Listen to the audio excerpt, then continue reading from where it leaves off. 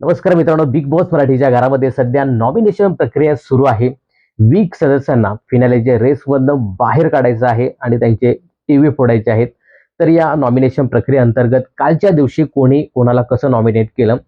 सागरने आरबीला nominate केलं आणि रेवाला nominate केलं. तर रेवाने तिच्या सागर दादाला आणि अनुशीला नॉमिनेट केलं.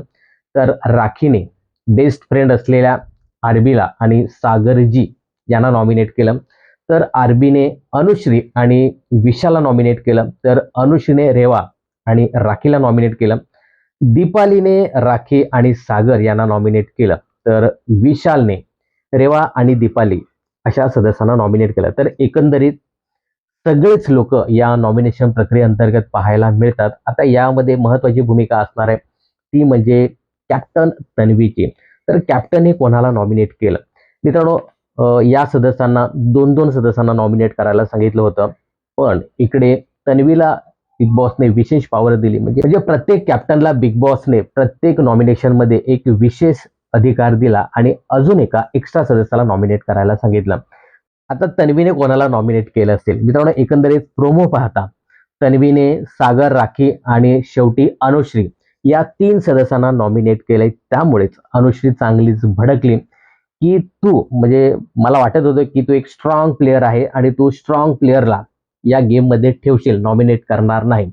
आणि हे जे तुझ्या बाजूला तीन टोळके जे तुझ्या ग्रुपमध्ये बसलेत त्या लोकांना तू नॉमिनेट करशील आणि आमच्यासारखे जे स्ट्रॉंग लोक आहेत, आमच्यासारखे म्हणजे राखी असेल, मी अनुश्री असेल, या लोकांना तू नॉमिनेट करायला नको.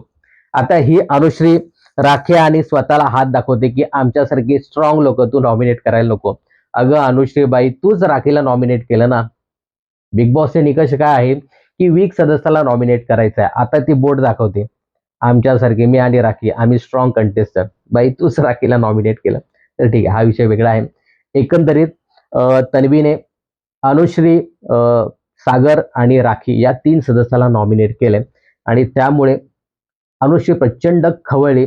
आणि जेव्हा ही तीन टाळकी हा शब्द वापरला त्यावेळी दीपाली आणि अनुश्रीमध्ये प्रचंड वाद झाला आणि अनुश्री ही थोड्या खालच्या पातळीवरती जाऊन थेट दीपाली ताई हिला मंद बदक वगैरे वगैरे सांगायला लागली. तर मला असं वाटतं की इतक्या खालच्या लेवलला जाऊ नये असं माझं वैयक्तिक मत आहे.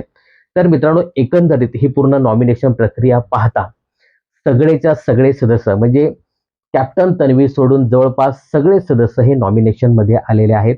यामध्ये दीपालीला एकच वोटिंग मिळाली तरी ती नॉमिनेशन मध्ये आहे. तर मित्रांनो, या संपूर्ण नॉमिनेशन प्रक्रिये अंतर्गत कॅप्टन तन्वी सोडून सातीच्या साती सदस्य नॉमिनेशन प्रक्रियेमध्ये आहेत. तर काय वाटतं तुम्हाला, कोण जाऊ शकतं या आठवड्यात बिग बॉस मराठीच्या घराबाहेर? सागर, दीपाली, रेवा ही अजून कोणी संकेत सारखा एखादा स्ट्रॉंग कंटेस्टंट बिग बॉस यावेळी देखील काढतात का, हे पाहणं खूपच इंटरेस्टिंग ठरणार आहे. तर या 7 नॉमिनेट सदस्यांपैकी कोण जाणार घराबाहेर हे कमेंट करून नक्की सांगा. यासोबतच तुमचा सपोर्ट कोणाला असेल या नॉमिनेशनसाठी हे सुद्धा कमेंट्स करायला विसरू नका. बिग बॉस आणि मनोरंजन क्षेत्रातील अशाच फिल्मी अपडेट जाणून घेण्यासाठी चॅनल जर सबस्क्राईब केलं नसेल तर जरूर करा.